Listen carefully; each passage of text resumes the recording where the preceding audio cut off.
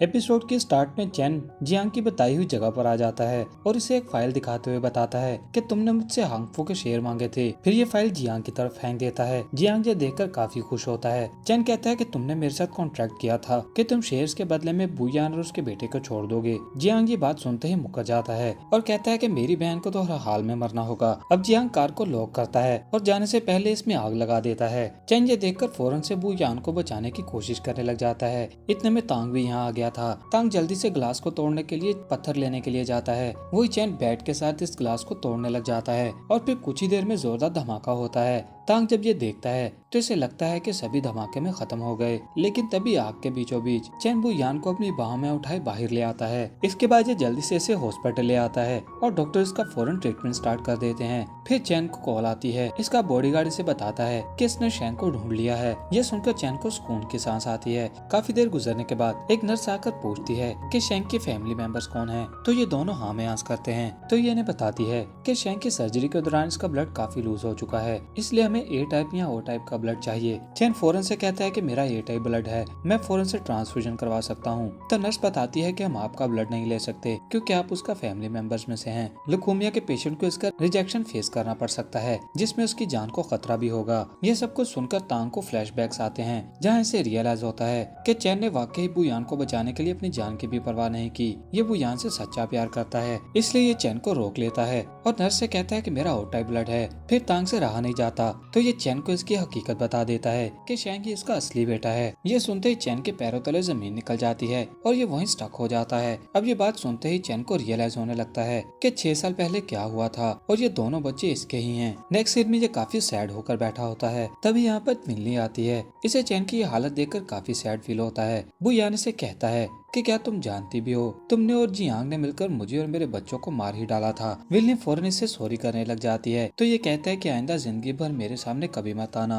Will को इस पर काफी गिल्टी फील होता है, तो ये खुद ही पुलिस स्टेशन में कॉल करके खुद को अरेस्ट करवा देती है। नेक्स्ट सीन में दिखाया जाता है कि बुयान का ऑपरेट बिल्कुल ठीक ठाक हो चुका था। चैन इसके पास ही बैठा होता है और बुयान को होश भी आ गई थी। ये होश में आते ही शैंग के अबाउट पूछती है, तो चैन इसे बताता है कि वो बिल्कुल सेफ एंड सिक्योर है। फिर हमें 2 मंथ के बाद का सीन दिखाया जाता है, जहाँ शैंग चैन के साथ बैठा हुआ था। ये इसे पूछता है कि अगर तुम्हारे डैड तुम्हारे इस खिलौने के जैसे बिल्कुल स्ट्रॉन्ग और पावरफुल बन जाएं, तो क्या तुम उसे एक्सेप्ट कर लोगे। तो शैंग कहता है कि हाँ, मैं एक्सेप्ट कर लूंगा। इसके बाद हमें हांगफू का सीन दिखाया जाता है, जिसे फाइनली कोमा से होश आ चुका था। ये होश में आते ही बुयान के साथ सीधा चैन के घर आती है। यहाँ आकर हांगफू बोर्ड के बाहर खड़ा होकर ऊंची आवाज में बोलने लग जाता है और बताता है कि 20 साल पहले जो भी हुआ वो जस्ट एक मिसअंडरस्टैंडिंग थी। मिस्टर ही ने मेरी बहुत हेल्प की थी, हम दोनों की दोस्ती बहुत गहरी थी, लेकिन शायद उसे किसी की नजर लग गई और फिर किसी ने मुझे मारने की कोशिश की, लेकिन मिस्टर ही ने इसके बदले अपनी जान दे दी और मुझे सेव कर लिया। चैन की मॉम अंदर बैठी ये स्टोरी सुन रही थी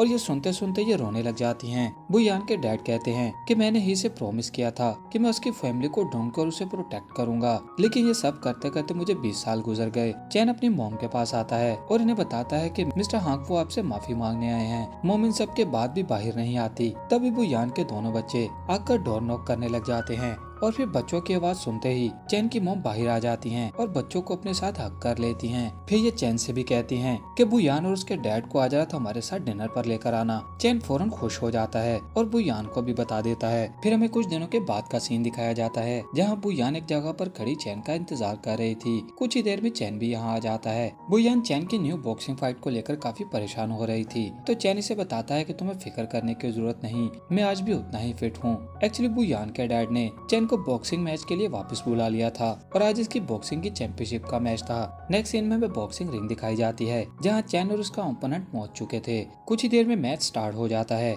मैच के स्टार्टिंग में चैन इस पर काफी हावी हो रहा था। ये इसे अच्छा खासा धुलाई भी करता है। सभी लोग ये मैच देखकर काफी खुश हो रहे थे। बुयान, चैंग और शियाओ भी ये देखने के लिए आए हुए थे। फिर कुछ ही देर में चैन का ओपोनेंट इस पे भारी पड़ने लग जाता है और ये इसे बुरी तरह से पीट रहा था। बुयान ये देखकर काफी सैड हो जाती है, लेकिन कुछ ही देर में चैन अपनी वापसी करता है और अपने ओपोनेंट को बुरी तरह से पीटकर हरा देता है। ये देखकर बुयान काफी खुश हो जाती है और चैंपियनशिप जीतने के लिए पूरा स्टेडियम चैन के लिए खुश हो रहा था। अब ये फाइट जीतने के बाद बुयान बॉक्सिंग रिंग में आती है और चैन अपनी जीती हुई बेल्ट तोहफे में इसे दे देता है। ये देखकर बुयान काफी खुश हो जाती है। कुछ ही देर में दोनों बच्चे भी रिंग में आ जाते हैं और ये आते ही चैन को डैड कहकर इससे लिपट जाते हैं। चैन भी इन्हें देखकर काफी खुश था। इसके बाद हमें इन दोनों की रियल शादी दिखाई जाती है जो कि इन दोनों फैमिलीज की तरफ से अरेंज की गई थी। ये दोनों अपनी नई जर्नी को लेकर काफी खुश लग रहे थे और इसी हैप्पी एंडिंग के साथ ये ड्रामा भी यहीं पर खत्म हो जाता है। I hope you all like my explanation, so please like, share and subscribe my channel and comment me your favourite drama's name. I'll make sure to explain for you.